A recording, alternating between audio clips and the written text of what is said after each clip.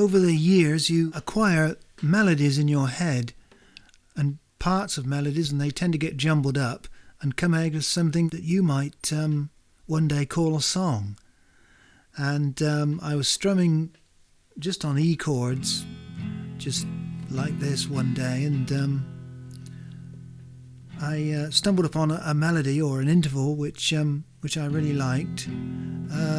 It sounded a cross between a lot of things that I've heard, but seemed to have an identity all of its own as well. I think the theme from Steptoe and Son comes to the fore, and probably also something like Happy Talk by Rodgers and Hammerstein from South Pacific, and one or two others as well probably. But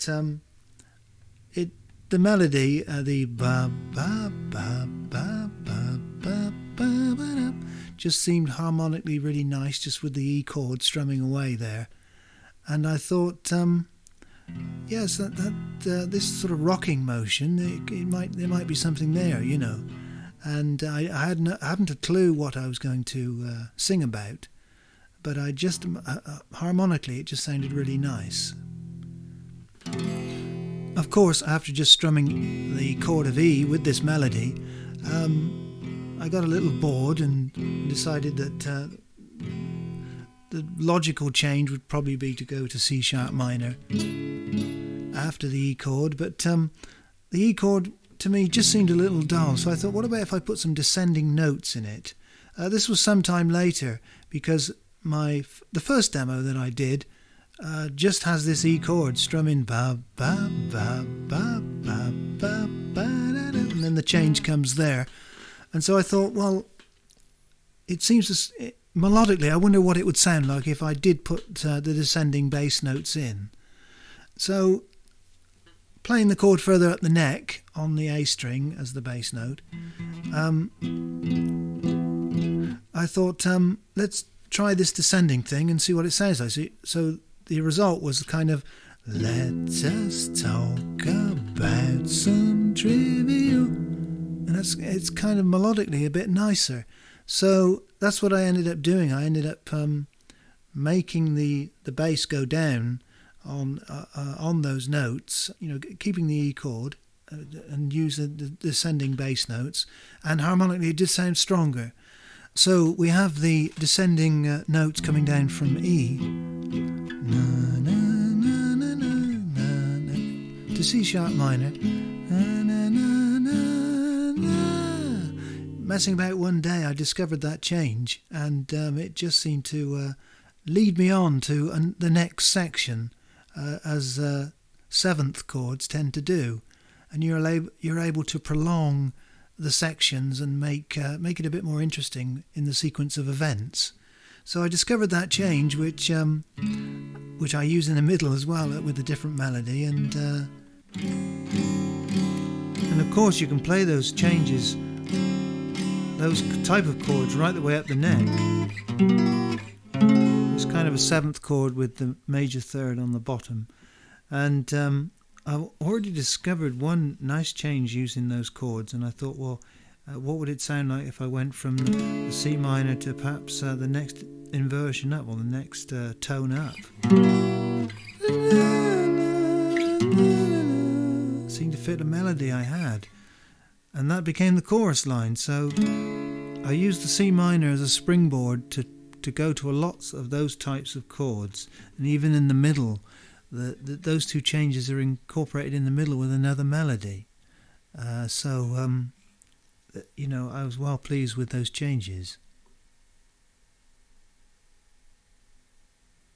Talking about the arrangement to this song, obviously with these downstrokes on the guitar,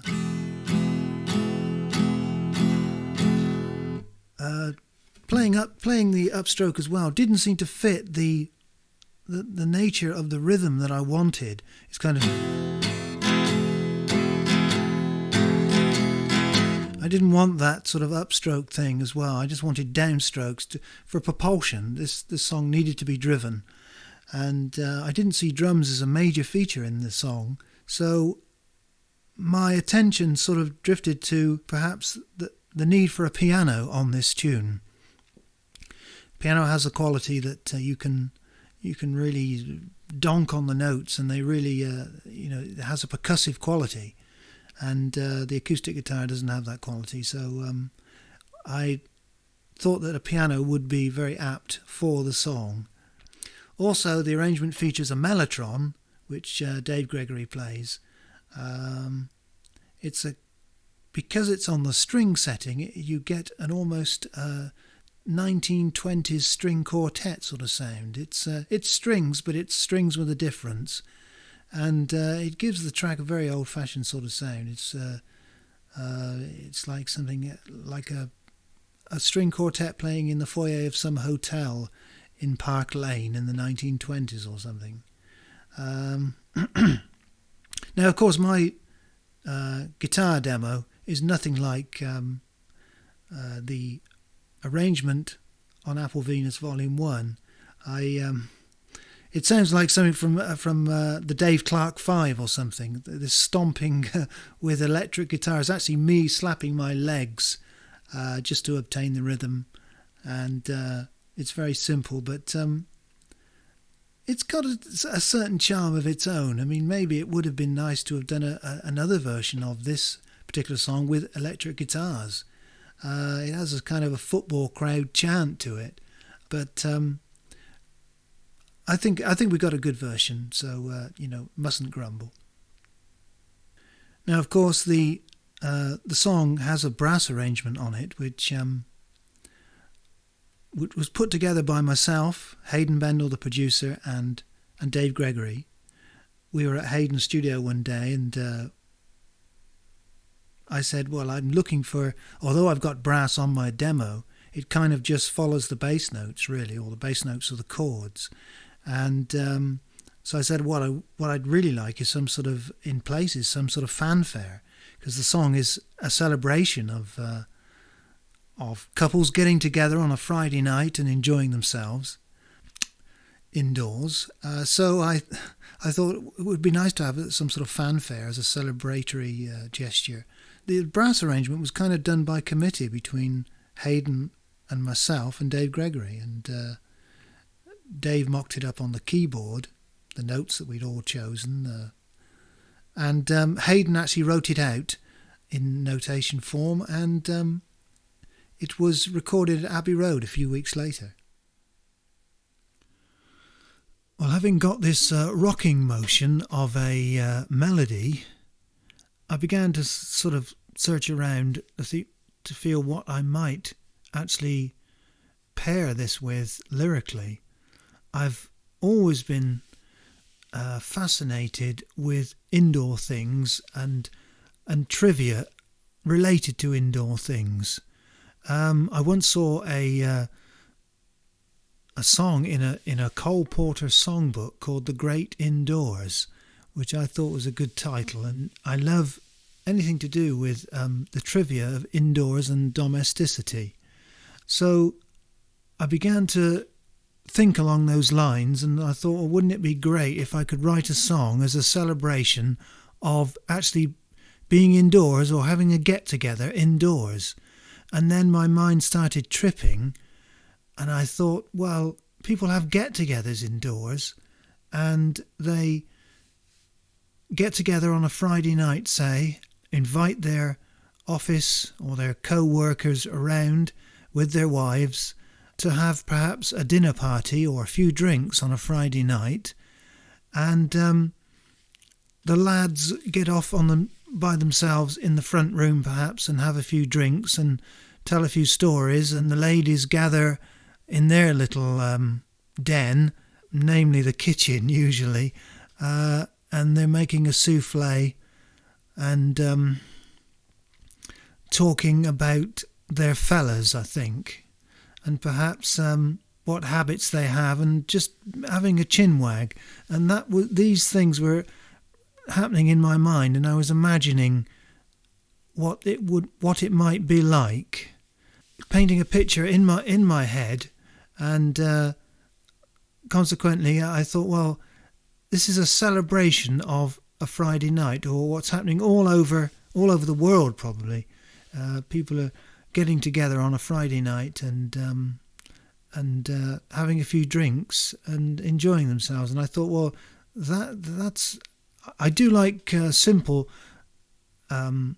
sentiments to songs, and I thought, well, this would have a relationship with everybody. The melody and the lyrics grew together. I don't particularly like songs that where you race ahead with the melody, and very often you cannot think of a lyric line that will actually go with that melody right from beginning to end. They just don't. They go off in separate directions. So I've always liked the lyrics and the melody to grow together. And once you've got that initial melodic line and you've got perhaps a few words to go with it, then the imagination can work on the two together, and they grow together. That's always a good thing, I think. So I had this line, "Let us talk about some trivial things," and I thought, well, that's a good starting point. So what's it? I didn't worry too much about what it was going to be called. In fact, I had several. I thought it might be called "Trivial Tonight," or when I got to the chorus line, I was experimenting with perhaps other words like joyful. "We're oh so joyful tonight," or "We're oh so rowdy tonight." And I couldn't really. Having used trivial in the first line, I thought, well, it would follow on that perhaps I could use it again in the chorus line, but it didn't quite. I just felt perhaps I was using it too much. So when the word frivolous popped into my head, I sort of jumped for joy, and I thought, well, that is definitely that's the line I want. "We're oh so frivolous tonight." So what you have then is really a celebration of a Friday night, or Saturday night, Friday night usually, isn't it, of people enjoying themselves. I suppose it took me about 3 months all in all to write this song. You change the lyrics from week to week in the hope that it will sound a bit more natural, and certain lines pop into your head. You think, well, I've got to use that line, that's a great line.